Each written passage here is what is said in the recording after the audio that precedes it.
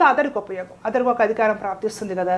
ఆ విధంగా ఆరంభమైన స్నేహమే కానీ అదేం గొప్ప స్నేహమేమి కాదు. ఇహ అప్పటి నుంచి ఆ అంగరాజ్యం ఇచ్చాడని దుర్యోధనుడు పక్కన చేరాడు.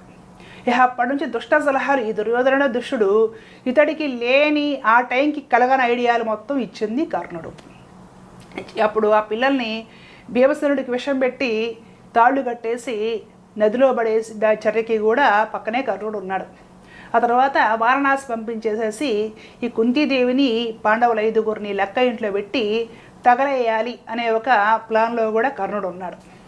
అది అయిపోయిన తర్వాత వాళ్ళు ఈ బాధలు పడలేక ఏకచక్రపురం వెళ్ళి బ్రాహ్మణ వేషాలు వేసుకొని పాపం భిక్షం ఎత్తుకొని తింటున్నారు ప్రాణాలు కాపాడుకోవడానికి యువకులుగా ఉన్నప్పుడు. అప్పుడు ఈ పాంచాల రాజకుమారి ద్రౌపది స్వయంవరం పెట్టారు. ఆ స్వయంవరానికి వీళ్ళు ఆవేశాలతోటే వెళ్ళారు పాండవులు.